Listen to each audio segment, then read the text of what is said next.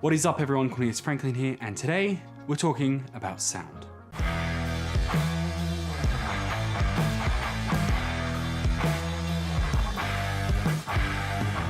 If you're new around here, we have videos coming out every single week on different creative topics. So consider hitting that subscribe button and make sure you've got the notification bell on so you never miss another video. A while ago, I released a video about basic things that every filmmaker should know. And the first one on that list was sound. So today we're looking at sound. So we've done a lot of videos in the past about sound. So in this video here, we're going to try and concentrate more on sound for YouTubers rather than kind of like big productions and stuff like that. Kind of sound that you can use in vlogs and tutorial videos like this.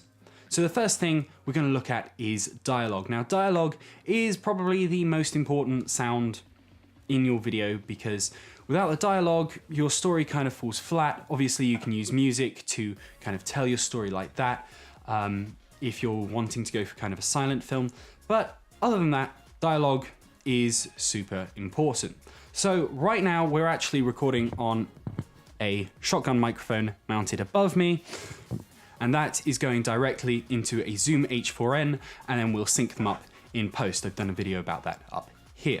But we're not going to be talking about complicated sound systems with microphones and recorders and stuff like that. We're going to be trying to keep it as simple as possible, especially for in the field. We'll get into some more complicated stuff in the edit later, but we're trying to keep it nice and simple for you so that you don't have to take like massive microphone stands and boom poles and stuff like that out with you. So the first thing we're going to want to do is you've got your camera. Ideally, you want to have a headphone jack so you can check your sound on there like I have on the GH5, but this here is the M50 and it has only one plug, and that is for a microphone. And a microphone. This here is the Rode VideoMic Pro. This is actually the older version with the kind of 9-volt battery inside here. Not brilliant, but the sound is still great. All you do with this here, mount it on the top of your camera, plug it in, and this is super portable and will give you some great sound. So let's actually leave the studio setup and go out and about for the next bit.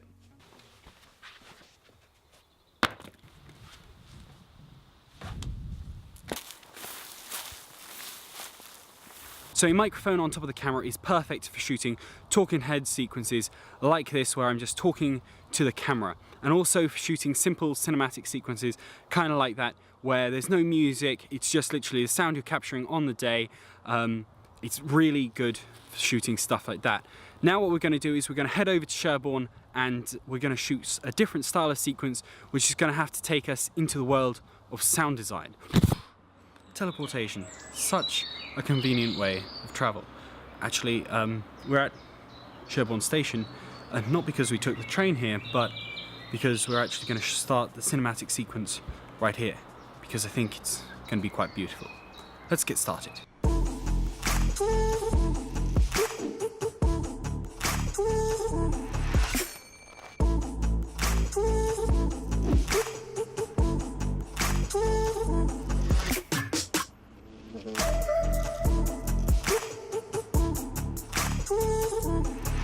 Okay, so I'm no longer in Sherborne, which is where I kind of intended to film the whole of this video, except I was wearing a new pair of trainers and got blisters on my feet, so my feet started to hurt, and I was like, I'm out, I'm going home, putting my feet up, resting them up, and then gotta film the rest of it today, which I've actually got to release the video today, so yeah, I've got to film it now. So the first thing you'll have noticed about that sequence is music. Music has a massive role to play in any of your videos, especially sequences like that.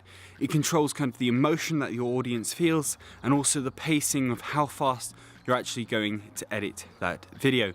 Also for simple things like dialogue sequences like this here, you can put some music in the background to kind of cut out any background noise, especially if you're just using one microphone on top of the camera and you don't want to go and use like denoiser and stuff like that to remove that background. It can sound a lot cleaner and more professional. You might be wondering, like, I don't want to have copywritten music because then I'll get a copyright strike and can't make any money on my YouTube videos. Well, there's a great website where you can actually get a subscription where you can use any of their music from their massive music library, and that is Epidemic Sound. That's the one I have used for this YouTube channel since the very first video I posted is Epidemic Sound.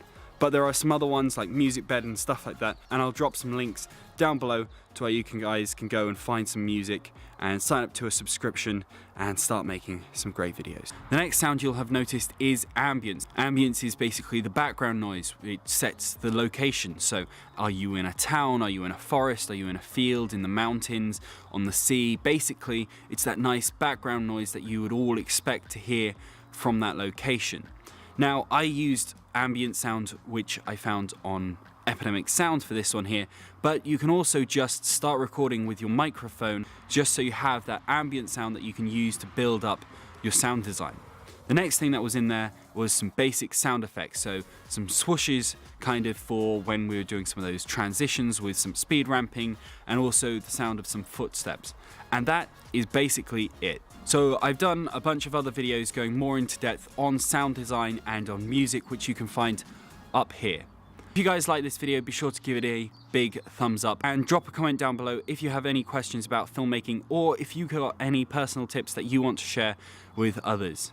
Consider hitting that subscribe button. We have videos coming out every single week on different creative topics, and I'll see you guys next time.